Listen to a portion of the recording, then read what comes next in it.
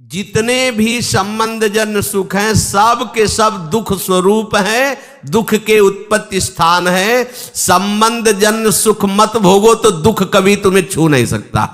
जब आप किसी वस्तु के भोगने की भावना करते हैं तो उसका अभाव प्रतीत होता है। अगर ये भोग मिल जाए तो मुझे, उसकी शुरुआत ही दुख से हो रही है, जलन से हो रही है, और उसके संयोग प्राप्ति में तुम्हारी जलन होने के कारण सुखानुभूति हो रही है, उसमें सुख नहीं है। तुमने कामना किया है, तुम उसके लिए व्याकुल हुए हो, संकल्प बनाया, इसलिए तुम्हें सुखानुभूति हो रही है नहीं उसमें सुख। ध्यान रखना, वो भास ऐसा ही रहा है जैसे स्वप्न में लग रहा है बहुत अच्छा अच्छा खा रहे, पर पेट भरा क्या? कुछ नहीं। स्वप्न में भी तो सारी क्रियाएं होती, क्या होता है? कुछ होता है क्या? जागृत में ठीक वैसे ही भ्रम है। अगर तुम्हें उस सुखद वस्तु का भाव न बने कि सुखद है, तो आपको कभी भी दुख नहीं मिल सकता। पर हम पहले किसी भी वस्तु, आज पूरा प्राणी समुदाय चेष्टा केवल सुख के लिए कर रहा है, केवल सुख के लिए। परिणाम सबको दुख मिल रहा है। जो प्रभु की तरफ चले वो धीरे धीरे दुख से निवृत्त होते हुए परम सुख की तरफ जा रहे हैं। भले आज शरीर दंड भोग रहा है पीछे के कर्म का, लेकिन आगे प्रकाश है, क्योंकि भगवत मार्ग में चल रहा है। वस्तु के अभाव का दुख जितनी जोर का होगा, मिलन में तुम्हें उतनी ही सुखानुभूति होगी। ये ब्रह्म ऋषियों का मनन है। वस्तु के भोग का जितना गाढ़ चिंतन होगा उतनी तुम्हें उस भोग में सुख लगेगा, है नहीं? लगेगा। और जितना तुम उसमें सुख अनुभव करोगे उससे अनंत गुना बढ़ के तुम्हें दुख मिलेगा। ये सिस्टम है, ये है नियम है। इसीलिए देख लो, सब दुखी हैं, सब शांत हैं।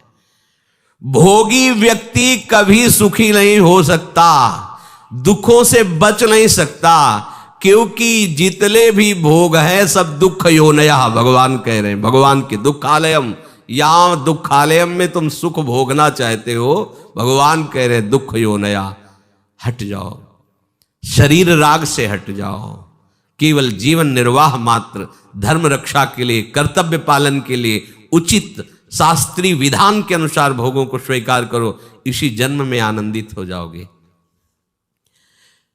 अगर आप केवल भोगों में ही सुख मान करके रत हो तो परिणाम ताप संस्कार दुखैर गुण वृत्ति विरोधाच दुखमेव सर्वम विवेकिनः।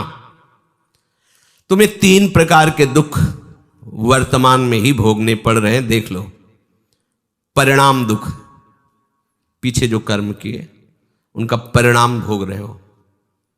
परिणाम दुख और ताप दुख और संस्कार दुख, ये 3 सुख भोगने वाले को भोगना ही पड़ता है। देखो, सुख भोगने वाले के लिए लिखा है, जो संसार में सुख भोगने की वृत्ति लिए हुए उनको ही अपने आप 3 दुख भोगने पड़ते हैं। परिणाम दुख, ताप दुख और संस्कार दुख।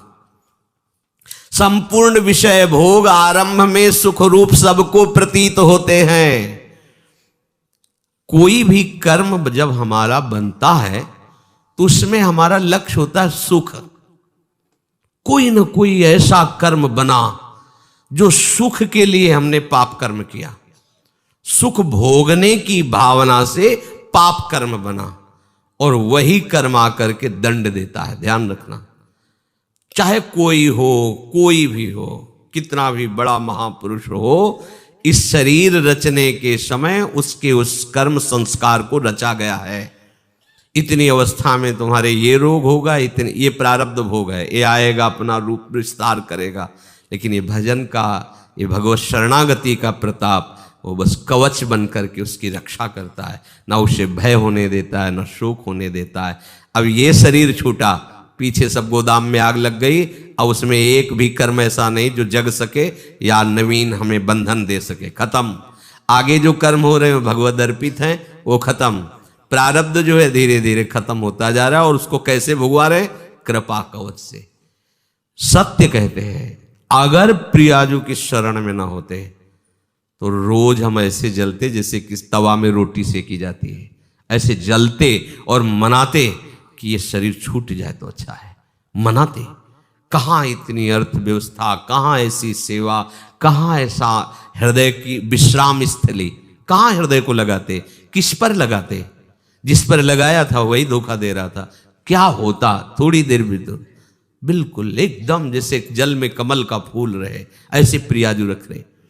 संपूर्ण विषय भोग आरंभ में सबको सुख रूप प्रतीत होते हैं, और वही कर्म, वही विषय भोग परिणाम में महान दुख प्रदान करता है।